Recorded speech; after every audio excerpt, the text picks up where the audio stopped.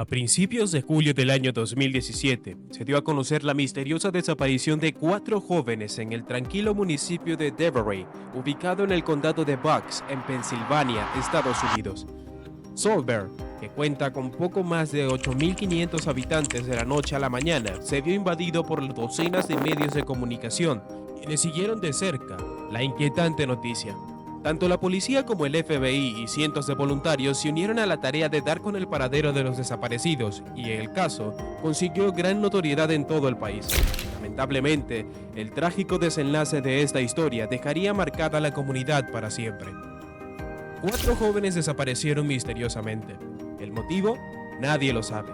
¿Quién lo hizo? Eso es lo que averiguaremos a continuación. Será un viaje misterioso de muchas sorpresas y cosas que no encajan. Acompáñame a descubrirlo. La noche del miércoles 5 de julio del año 2017 en el municipio de Newton, Jimmy Dar Patrick, de 19 años, informó a sus abuelos Sharon y Richard que saldría con un par de amigos y que llegaría tarde a casa. Sin embargo, cuando estos despertaron a la mañana siguiente, notaron que el joven no había regresado. Aquello inquietó inmediatamente a la pareja, pues el chico siempre los mantenía al tanto de sus actividades. Le enviaron más de 20 mensajes a su teléfono celular, pero no tuvieron respuesta. Poco después, se pusieron en contacto con sus amigos más cercanos. Sin embargo, ninguno parecía haberlo visto la noche anterior, y desconocían su paradero. Cerca del mediodía, Sharon y Richard llamaron a la policía de Newtown para denunciar la desaparición de su nieto. El oficial que respondió al llamado les dijo que debían esperar a que se cumplieran 24 horas de la ausencia para reportarlo oficialmente como desaparecido, e intentó tranquilizarlos, asegurando que posiblemente el joven regresaría por medios propios. Fue entonces que se puso en contacto con el departamento de policías del condado de Bucks y les informó que estaba llevando a cabo una búsqueda de un joven desaparecido. El cruce de información resultó desconcertante, pues en ese mismo momento, las autoridades se encontraban investigando otro reciente caso de desaparición. Se trata de Dean Finn, un chico de 19 años, el cual fue visto por última vez el 7 de julio, 2 días después de la desaparición de Patrick, en el municipio de Milltown, a unos 200 kilómetros de Newtown. Aquel día, Finn había cenado con su padre en un restaurante de comida japonesa. Su madre se encontraba de viaje fuera de la ciudad, por lo que ambos aprovecharon el momento para compartir entre padre e hijo. Trabajaba como cocinero en un restaurante en el municipio de Bristol. Era bastante responsable. Sin embargo, la mañana del 8 de julio, Finn no llegó a casa y tampoco se presentó en su puesto de trabajo, lo que encendió todas las alarmas. Varios miembros de la familia y amigos del joven estaban reunidos en el domicilio de los Finn, cuando el oficial Megan Freer se hizo presente para tomar declaraciones la noche de su desaparición. Freer imaginó que los jóvenes podrían encontrarse en la granja de los DiNardo, divirtiéndose lejos de la supervisión de los adultos. Finalmente, en compañía del oficial Gray Forrest del departamento de policía de Salisbury, se dirigió en la patrulla a la granja en búsqueda de DiNardo, y los agentes llegaron al sitio alrededor de las 2 de la madrugada del 9 de julio y recorrieron en total oscuridad la propiedad de aproximadamente 36 hectáreas. En el lugar solo encontraron una vivienda en mal estado que a simple vista aparentaba estar deshabitada. También observaron que detrás de la casa principal, a unos pocos metros, había un cobertizo aparentemente vacío. Como no pudieron hallar nada sospechoso tras 40 minutos de recorrido, decidieron postergar el registro y se marcharon, pues además la falta de luz dificultaba enormemente la investigación. Sin embargo, en el camino de vuelta, el oficial Forrester sintió la necesidad de regresar. Tenía una extraña corazonada y no podía dejar de pensar en aquel cobertizo. Al abrir la puerta, descubrió que en su interior había un automóvil Nissan Maxima, modelo 1996, que parecía estar en buenas condiciones y bastante limpio. Observó cuidadosamente la entrada del cobertizo y pudo notar marcas recientes de rueda, lo que indicaba que alguien había estado allí horas antes y había guardado el automóvil, perteneciente a un joven de 21 años, identificado como Thomas Meo, oriundo del municipio de Pulstead. En ese mismo instante, otra agente que escuchó por radio la conversación de Forster con la central, intervino e informó que Thomas Moy también estaba siendo buscado por la policía, pues había desaparecido el 7 de julio, el mismo día que Finn. Al enterarse de la situación, la oficial Megan Freer, que llevaba el caso, decidió visitar la vivienda de la familia DiNardo a primeras horas de la mañana. ¿Habrá una conexión entre los casos? ¿Estas desapariciones fueron al azar o todo es mera coincidencia? Existía una preocupación entre los agentes, pues resultaba extremadamente extraño que 3 jóvenes se hubieran extraviado en un periodo de apenas 48 horas. Fue entonces que se encontraron una cuarta desaparición. Se trata de Mark Starkis, de 22 años, el mejor amigo de Thomas Meo. Él y Meo trabajaban en la empresa de construcción de su padre, aunque vivían en Pittsburgh, Montgomery. La tarde del viernes del 7 de julio terminaron su jornada laboral y se retiraron de las instalaciones a la misma hora, pero al día siguiente ninguno se presentó a trabajar. Si bien Starkis no usaba demasiado su teléfono y no era raro que tardara días en responder o dejar que la batería se agotara, Meo siempre estaba pendiente y avisaba a su madre de todos sus movimientos. Algunos amigos de Finn afirmaban que este conocía a un tal Cosmo DiNardo y sospechaba que podía haberse referido a él cuando aseguró que iba a juntarse con un sujeto del barrio. Al mismo tiempo, cuando el oficial Foster encontró el vehículo de Thomas Meo en la granja de la familia DiNardo. Ahora todo afirmaba que los 4 estaban entrelazados. ¿Será que Cosmos lo secuestró a los 4? ¿Será él otro desaparecido más?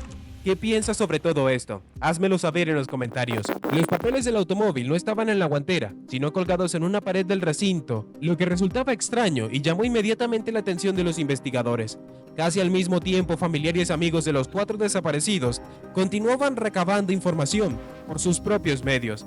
Fue así como los padres de Finn se comunicaron con la policía, pues consiguieron las imágenes de la cámara de seguridad de un vecino que captó el vehículo de Cosmos DiNardo circulando por el barrio el mismo día de la desaparición de su hijo. Esta vez, el detective Jonathan Koretsky contactó a la familia DiNardo para coordinar una entrevista con el joven, y esa misma tarde los investigadores tuvieron la oportunidad de hablar por primera vez con Cosmo DiNardo en la estación de policía, quien se presentó de forma voluntaria.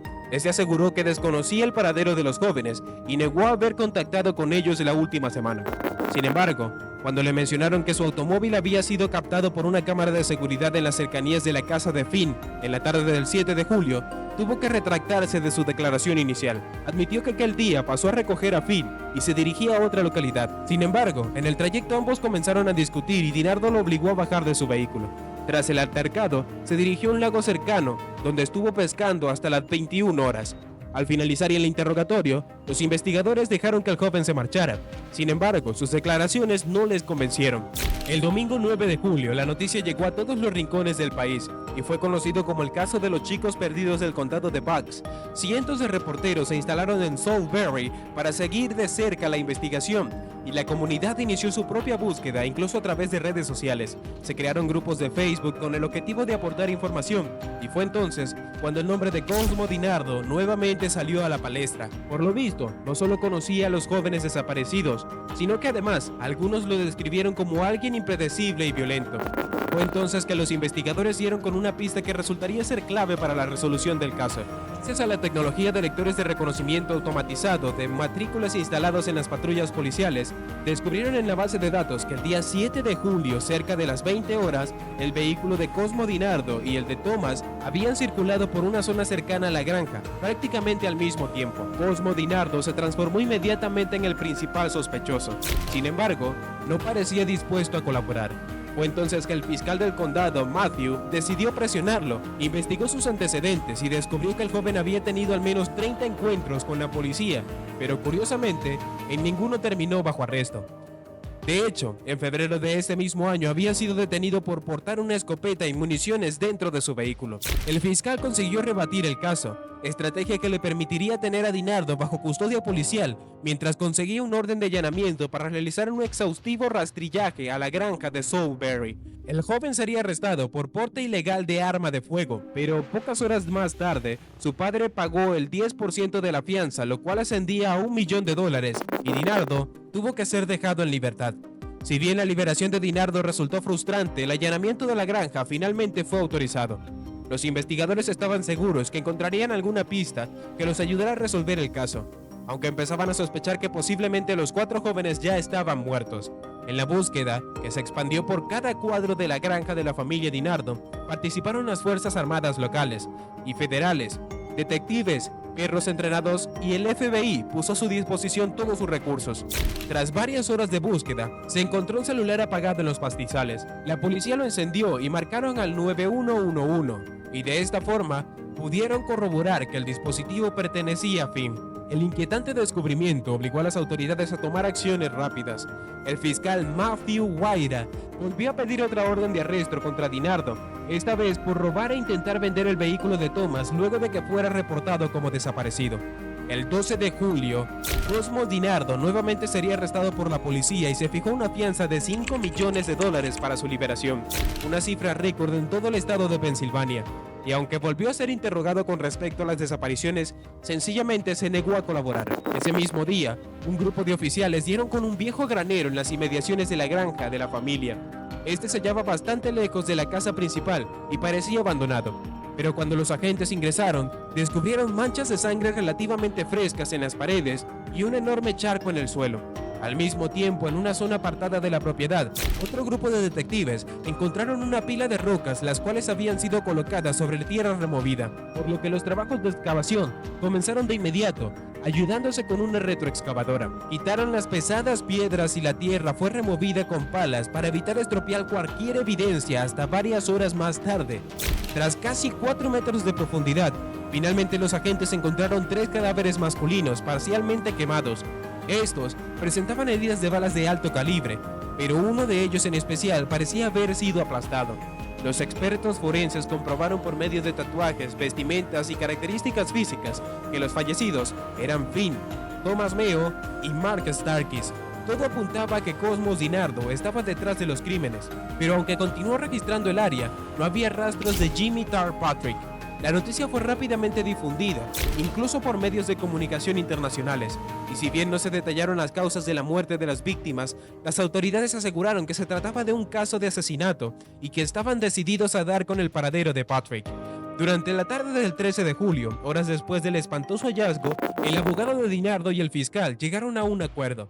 DiNardo reconoció los crímenes y señaló en un mapa de la granja donde estaba enterrado Jimmy Tarr Patrick, a 1 kilómetro de distancia de la fosa donde se encontraron los restos de los otros 3 jóvenes. Los investigadores finalmente hallaron el cuerpo de la cuarta víctima, quien también había sido ultimada a tiros. ¿Cómo y por qué los había matado? Afirmó que la noche del 5 de julio había quedado de juntarse con Patrick para venderle 2 kilos de marihuana por un valor de $8,000. Sin embargo, cuando lo pasó a buscar y lo llevó hasta la granja de Solver para realizar la transacción, el joven le confesó que en realidad tenía solo $800. DiNardo le dijo a la policía que aquello lo enfureció, pues su mercancía pertenecía a un supuesto narcotraficante. Afirmó que si no cumplía con su parte del trato, su vida corría peligro.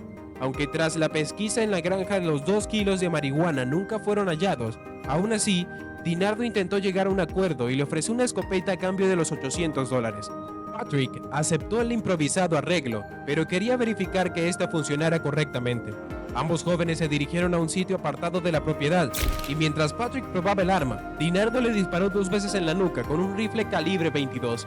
Luego fue en búsqueda de una retroexcavadora que había en la granja, cavó un pozo y antes de enterrar el cuerpo, rezó una oración. Según DiNardo, asesinó a Patrick en legítima defensa porque vio que escondía una Glock en el interior de su mochila, pero dicha arma jamás fue encontrada. 2 días más tarde, el 7 de julio, DiNardo recogió en Filadelfia a su primo Kurtz, que le dijo que tenía planeado llevar a un sujeto llamado Finn hasta la granja de su familia, supuestamente para venderle marihuana.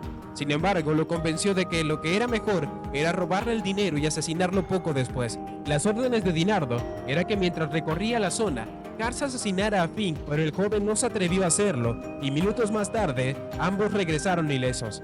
Al ver que no había llevado a cabo su parte del plan, DiNardo le hizo una seña amenazante a Kurtz. En ese instante, DiNardo le arrebató el arma de las manos y remató a la víctima con otros 2 tiros en la nuca. Pocas horas más tarde, en ese mismo día, se reunió con Thomas Meo, otro chico al cual le había ofrecido un paquete de marihuana. Sin embargo, este acudió a la cita con su mejor amigo Mark. Una vez que llegaron al lugar, DiNardo sacó una Magnum .357 y le disparó a Meo en la columna, dejándolo paralizado. Starkis intentó darse a la fuga, pero DiNardo le vació el cargador encima, matándolo en el acto. Como no le quedaban más balas, DiNardo fue en búsqueda de la retroexcavadora y pasó por encima de la víctima aplastándolo. Finalmente dijo a sus interrogadores: "No sé por qué hice esta mierda, tiré mi vida por nada. Mi vida se acabó por nada". Kurtz sería arrestado poco después y reconoció su participación en 3 de los crímenes el 14 de junio del año 2017, un día después de su declaración Cosmo DiNardo fue acusado de 4 cargos de asesinato, conspiración y abuso de cadáver. El 16 de mayo de 2018 se llevó a cabo la audiencia para dictaminar la sentencia definitiva de DiNardo. Se declaró culpable y recibió 4 cadenas perpetuas consecutivas sin posibilidad de libertad condicional. Por otro lado, Sean Kurtz fue acusado de 3 cargos de homicidio criminal, conspiración para cometer homicidio y abuso de cadáver. Kurtz tenía antecedentes penales por otros delitos como robo, hurto, allanamiento de morada y estaba siendo investigado por un intento de asesinato.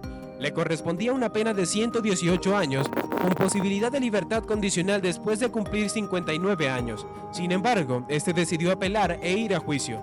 Finalmente, el 15 de noviembre del año 2019, fue declarado culpable del asesinato en primer grado y segundo grado por la muerte de Dean Picciaro, homicidio voluntario por las muertes de Thomas y Mark Starkis, recibiendo la pena de cadena perpetua sin posibilidad de libertad condicional. Resulta indignante que en un país donde la tendencia de armas y la salud mental han sido un tema controversial durante décadas, se volvieran a cometer los mismos errores. ¿Habrían cometido más delitos y aún no han sido descubiertos? Respóndame en los comentarios qué opiniones tienes, aunque quizás no lo sabremos con claridad, ya que es extremadamente difícil descifrar cómo trabaja la mente humana y qué la hace colapsar. Si te gustó el video, déjame un like y suscríbete. Nos vemos en otro video.